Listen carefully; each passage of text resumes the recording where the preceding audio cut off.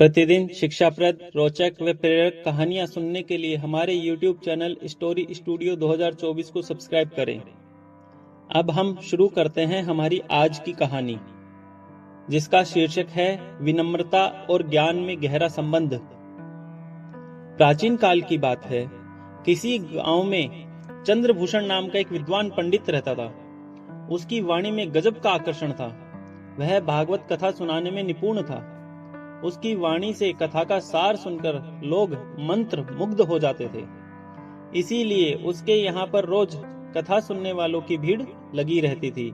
दूर दूर से लोग चंद्रभूषण से भागवत कथा सुनने आते थे। उसी गांव में एक दूसरे पंडित जी भी रहते थे। नाम था नंबियार। पढ़े लिखे तो बहुत थे, पर घमंड बहुत था और क्रोध भी। स्वयं को बहुत बड़ा विद्वान समझा करते थे।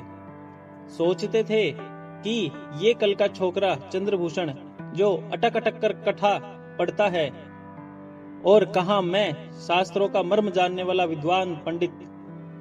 किंतु जब भी नंबियार चंद्रभूषण के घर के सामने से गुजरते, उसके श्रोताओं की भीड़ देखकर उसका मन ईर्ष्या से भर जाता।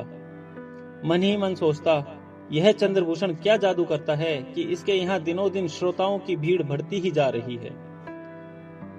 ऐसे तो मेरी नाक नीची हो जाएगी। मुझे कुछ करना चाहिए। ऐसे ही कुछ वक्त बीत जाता है और एक दिन नंबियार थके हारे घर आते हैं। भूख भी जोरों की लगी रहती है, लेकिन घर पर आकर देखते हैं तो उनकी पत्नी उन्हें दिखाई नहीं देती।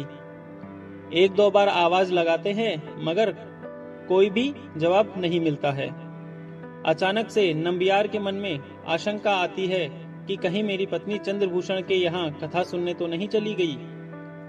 ईर्ष्या और क्रोध से नंबियार के नथुने फड़कने लगे। एक एक पल उन्हें 1000 घंटे के बराबर लगने लगा। जब उनसे नहीं रहा गया तो वह भी चंद्रभूषण के घर की ओर चल पड़े। चंद्रभूषण के दरवाजे पर पहुंचकर नंबियार ठिठक गए। वहां श्रोताओं की अपार भीड़ थी। सब मंत्रमुग्ध होकर कथा सुन रहे थे। नंबियार ने देखा तो श्रोताओं के बीच उनकी पत्नी भी बैठी है। बस फिर क्या, उनका क्रोध भड़क उठा।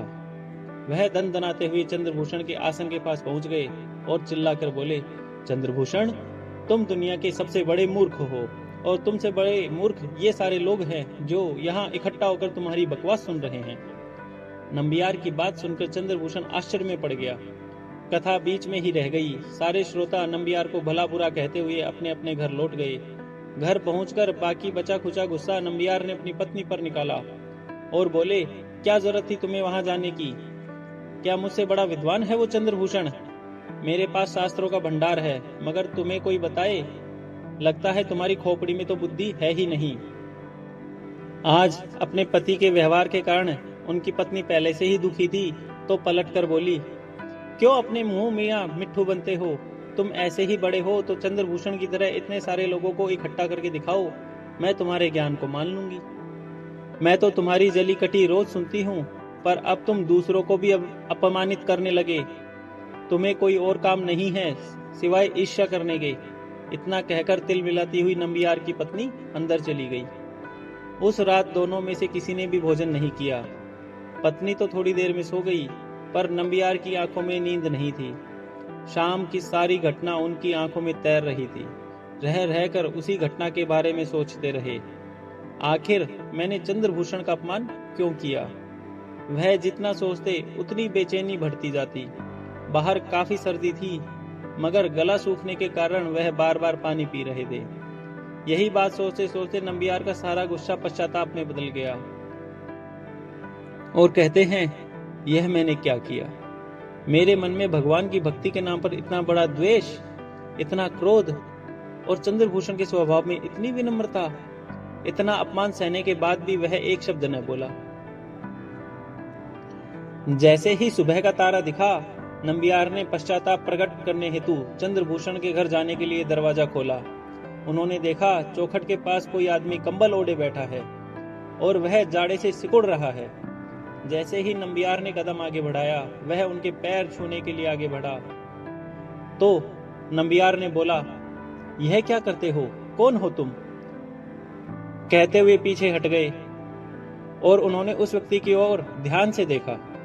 सामने हाथ जोड़े खड़ा व्यक्ति कोई और नहीं, कथावाचक चंद्रभूषण ही था।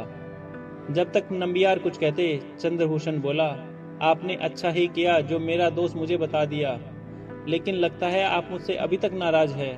मैं रात भर यहाँ बैठकर आपका इंतजार करता रहा, शायद आप बाहर आए और मैं आपसे क्षमा मांगू। नंबियार तो पहले से ही लज्जित थे। उन्होंने लपक कर चंद्रभूषण को अपने गले से लगा लिया। बोले, भाई, दोस्त तो मेरा है, तुम्हारा नहीं। मैं घमंड में अंधा हो गया था। तुमने अपनी विनम्रता से मेरा घमंड चूर चूर कर दिया। सच कहता हूँ, तुमने मेरी आंखें खोल दी। वास्तव में यदि विनम्रता न हो तो ज्ञान भी नष्ट हो जाता है। इसीलिए कहते हैं, क्रोध पाप का मूल है, क्रोध मिटावत मान, क्रोध कभी न कीजिए, या में नरक निधान। हमारी कहानी यहीं पर समाप्त होती है। अगर आपको हमारी कहानी अच्छी लगी हो तो अपने मित्रों और परिवारजनों को जरूर शेयर करें और हमारे YouTube चैनल स्टोरी स्टूडियो को सब्सक्राइब करना ना भूलें। धन्यवाद।